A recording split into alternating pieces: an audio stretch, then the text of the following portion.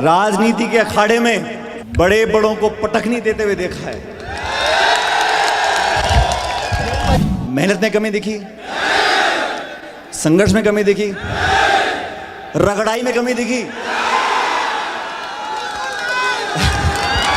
राजस्थान विश्वविद्यालय के संगठक कॉलेज महाराजा महाविद्यालय में आज 20 जनवरी 2023 का ये दिन छात्र संघ अध्यक्ष भाई संदीप गुर्जर के छात्र संघ कार्यालय के उद्घाटन समारोह और छात्र महापंचायत की ऐतिहासिक आयोजन में लोकप्रिय जन नेता सचिन पायलट साहब के मुख्य आतिथ्य में मंचस्थ और ये युवा तरुणाई कि कदम ताल की आवाज से इतिहास बदल जाएंगे, अंगारों की भाषा से भूगोल बदल जाएंगे, हवाओं से कह दो जरा अपनी औकात में रहे, हम परोस रहे हौसलों से उड़ जाएंगे। आदरणीय श्री सचिन पायलट साहब, हमारे छात्र संघ के पदाधिकारी संदीप गुर्जर साहब, गोविंद बिश्नोई जी, सार्थक शर्मा जी, अतुल शर्मा जी, मंच पर उपस्थित सभी अतिथिगण, आज इस कार्यक्रम में मौजूद मेरे सब नौजवान साथियों, कैसे ज़माना बदलता है। आज देखो मुकेश भाकर कुर्ते पजामे में है और मैं जीन्स पहन के आया हूँ। आज के कार्यक्रम में मुझको यहाँ पर आमंत्रित किया, मैं सबका धन्यवाद करना चाहता हूँ। और यहाँ पर आप सब इतनी बड़ी संख्या में मौजूद हैं। तो दोस्तों, आज का जो कार्यक्रम है इसमें हमारे जो चुनाव जीते सब साथी, उनको मैं सबसे पहले बहुत बहुत शुभकामना देना चाहता हूँ, बधाई देना चाहता हूँ। और मंच से अभी संदीप जी ने, हमारे निर्मल जी ने भाषण दिया, मुझे मौका मिला आपके बीच में आने का, इसलिए मैं चाहता हूँ आप शांति से 10-5 मिनट मेरी बात को सुनो। दोस्तों, पिछले कुछ दिनों में मुझे राजस्थान के अलग अलग जिलों में किसान सम्मेलन जो आयोजित हुए थे उसमें जाने का निमंत्रण मिला। मैं हनुमानगढ़, नागौर, झुंझुनू, पाली, इन तमाम जिलों में गया और मैंने सभी किसानों को आवेदन किया कि हम सब किसान परिवार के लोग, हर जाति बिरादरी के लोग संगठित हों, अपनी समस्याओं के बारे में जागरूक हों और हम लोग आने वाले भविष्य के लिए, आने वाली पीढ़ियों के लिए ऐसा नीति निर्माण करें कि हमारा जीवन बदल सके। इस देश में और खासकर राजस्थान की जो जनसंख्या, जो आबादी है, 2/3 30 और 35 साल से उम्र के कम के लोग हैं। आप जैसे लोग इस राजस्थान के अधिकांश मतदाता हैं। हम लोगों को बेहतर व्यवस्था चाहिए, पढ़ाई शिक्षा के बाद रोजगार के अवसर चाहिए और नौजवान लड़के लड़कियों में जो प्रतिभा हैं, उन प्रतिभाओं को प्रदर्शित करने के लिए हमें प्लेटफॉर्म चाहिए। जो मेहनत करते हैं, गांव में, शहर में हाथों से मजदूरी करते हैं, बहुत मुश्किल से बच्चों का पेट पालते हैं, उन बच्चों की तकदीर बदलने के लिए हमें सहानुभूति, हमें किसी की भीख, ये सब नहीं चाहिए। हमें अवसर चाहिए, हमें प्लेटफॉर्म चाहिए, हमें स्वच्छ प्रतिस्पर्धा चाहिए। और हमारा राजस्थान का नौजवान, आज आपका कंपटीशन बंबई, दिल्ली, चेन्नई के लोगों से नहीं है। आज हमारी प्रतिस्पर्धा पूरे देश के, दुनिया के साथ है। हमारे अंदर वो गुण, वो कला, वो ताकत होगी तभी हम दुनिया भर के नौजवानों को चुनौती दे सकते हैं। हमें अपनी सोच को, हम लोगों को जो नीति बनाने का काम करते हैं, जो सरकारों में, राजनीति में, विधानसभा में, राज्यसभा में, लोकसभा में, हम सब लोगों को सोचना पड़ेगा कि हम जो कानून बना रहे हैं, जो नीति निर्माण कर रहे हैं, जो योजना बना रहे हैं, जो कार्यक्रम बना रहे हैं, जो पाठ्यक्रम बना रहे हैं, वो किसके लिए बना रहे हैं। अपनी सोच को व्यापक करना पड़ेगा। हम लोगों के अंदर भविष्य की पीढ़ी की चिंता अगर नहीं रहेगी तो हम सही राजनीति नहीं कर रहे। चुनाव आते हैं, हम एक दूसरे का विरोध करते हैं और करना भी चाहिए, सिद्धांतों पे करना चाहिए, मुद्दों पे करना चाहिए। पिछले 5 दिनों से मैंने जिन बातों पर भाषण दिया है वो मुद्दे हैं किसान के, नौजवानों के, आप लोगों के। वो व्यक्तिगत आरोप नहीं है किसी के ऊपर। साथियों, व्यक्तिगत आलोचना करना, गाली गलौज करना, कठोर शब्द बोल देना बड़ा आसान काम है।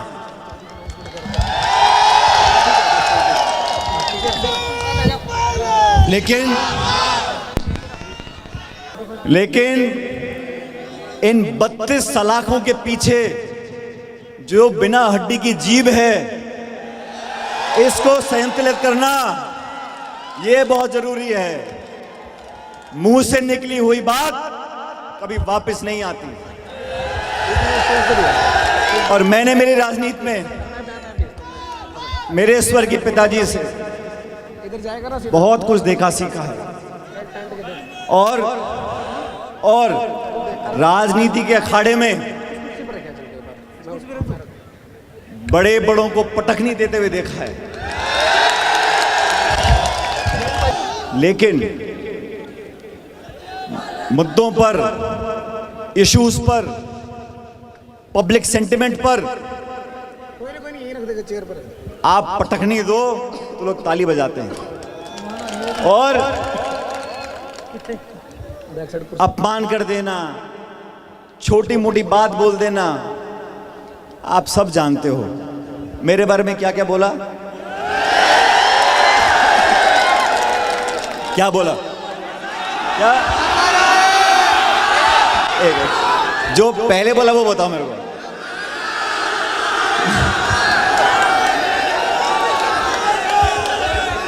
तो साथियों, इन सब बातों की जरूरत नहीं है। मैंने हमेशा, और मैं आप लोगों को बोलना चाहता हूं, क्योंकि मैं आज मैं इस कॉलेज में आया हूं। मैं कोई प्रोफेसर नहीं हूं और मैं कोई मास्टर नहीं हूं, लेकिन मैं आपके बीच में आया हूं, आपसे उम्र में बड़ा हूं, इसलिए मेरा दायित्व बनता है। मैं आपसे बड़ा हूं, मेरा दायित्व बनता है मैं आपको सही बात बोलूं, आपके संस्कारों को जगाऊं। आपकी परवरिश ऐसी होनी चाहिए कि आप लोगों का मान सम्मान करो, लोगों को इज्जत बख्शो, और इज्जत दोगे तो इज्जत मिलेगी। मैं आप लोगों से कहना चाहता हूं, नौजवान साथियों, मेरे दोस्तों, आप इस कॉलेज में पढ़ते हो, आप इस कैंपस में पढ़ रहे हो, बड़े खुशनसीब हो। ऐसे लाखों करोड़ों बच्चे हैं जिनको इन कॉलेजों की चार दीवारी नसीब नहीं है। आप इस अवसर का, इस माहौल का, आपको एक अच्छे वातावरण में पढ़ने का जो वरदान मिला है, इसका सदुपयोग करें और अपने आचरण में, अपनी भाषा में, अपनी बोली में, अपने विचार में, अपने व्यक्तित्व में ऐसी चीजें लेकर आओ ताकि आपसे आगे आने वाली पीढ़ी, आपसे आने वाली आगे पीढ़ी आप पर गर्व कर सके, आपको सम्मान दे सके। मैं तो आपसे कहना चाहता हूं, युवाओं के साथ सिर्फ न्याय होता रहे, उनको उनके काबिलियत के आधार पर मौके मिलते रहें, उनकी प्रतिभाओं को हम रोकने की जगह बढ़ाने का काम करें। संतुलित, संयमित, अनुशासन के साथ आप लोगों को आगे बढ़ने का रास्ता दिखाएं। वो सब संसाधन आपको मिले जिनको लेकर आप अपना जीवन बेहतर कर सकते हो, ये हमारी कोशिश होनी चाहिए। अब दोस्तों, मेरा फोन मिला, जब चुनाव आते हैं और मैं प्रचार करने जाता हूं तो मेरे सामने हमेशा बीजेपी खड़ी रहती है। और आप सब जानते हो, जब मैं प्रचार करता हूं मैं उनका धुआं निकाल देता हूं।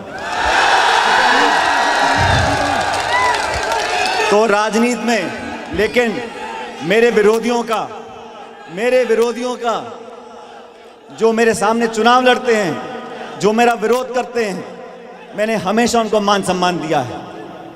मैंने उनके प्रशासनिक कार्रवाइयों को, उनकी नीतियों को, उनके कानूनों को, उनके काम करने के तरीकों को और उनके भ्रष्टाचार को मैंने उजागर करने का काम किया।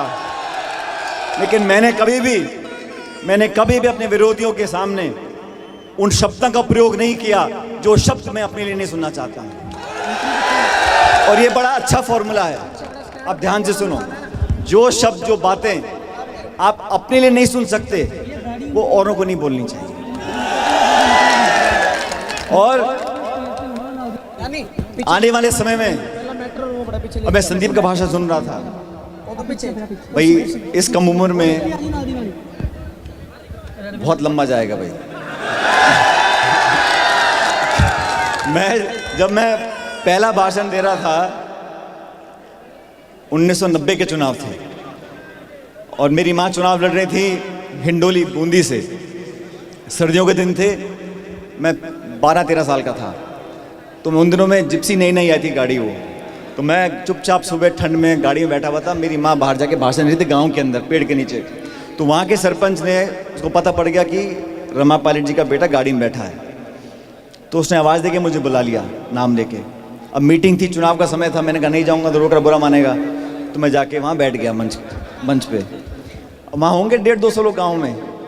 तो सरपंच साहब ने मेरी माँ को बुलाने से पहले मेरा नाम लिया और बोला अब ये सचिन जी आपको 2 बात बोलेंगे, और मेरे हाथ में माइक पकड़ा दिया।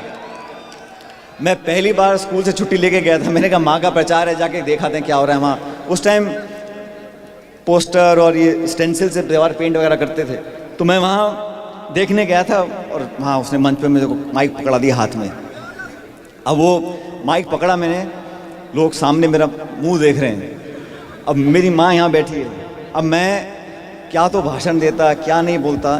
तो मैंने माइक उठा के मेरे ख्याल 1.5 या 1.25 मिनट भाषण दिया होगा, और मेरे दोनों घुटने कांप रहे, मेरा हाथ कांप रहा है, मुझे समझ नहीं आया मैं क्या बोलूँ।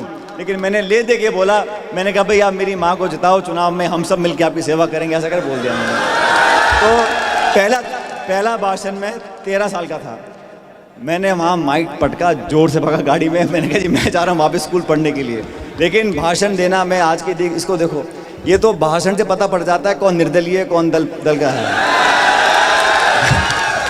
भाई छूट है, तुम निर्दलीय है मर्जी है बोल सकता है जो। लेकिन मैं हर जगह जा रहा हूँ साथियों, क्योंकि मंच ये एक राजनीतिक मंच नहीं है, लेकिन जिस विचारधारा को, जिस दल को मैंने 20 साल तक मजबूत किया है, मैं हमेशा उसको मजबूत करने का काम कर रहा हूँ। और जब 2013 में मुझे पहली बार, 2014 में मुझे पहली बार प्रदेश का अध्यक्ष बनाया था राहुल गांधी जी ने और सोनिया गांधी जी ने, मैं जब जयपुर आके काम करना शुरू किया, उस समय हम लोग चुनाव हार गए थे, आप जानते हो। आप तो खैर बहुत छोटे सारे के सारे, लेकिन 2013 में हमारे सिर्फ 20-21 सांसद विधायक रह गए थे। तो हमने 5 साल तक बहुत संघर्ष किया, सबके साथ मिलकर किया। और उन 5 सालों में 13 से 18 तक जब हम विपक्ष में थे, तो आप में से कुछ लोगों को याद होगा, कुछ की जानकारी होगी, मैं आपसे पूछना चाहता हूं, कांग्रेस अध्यक्ष के नाते उन 5 सालों में हमारी मेहनत में कोई कमी देखी है आपने? मेहनत खूब करी, बोलो हाँ कि ना। संघर्ष में कोई कमी दिखी?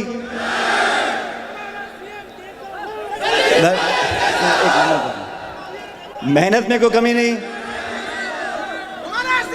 संघर्ष में कोई कमी नहीं, मेहनत में कमी दिखी, संघर्ष में कमी दिखी, रगड़ाई में कमी दिखी। तो ये मैं इसलिए कह रहा हूं कि आप सब लोग भी हिम्मत से काम लो।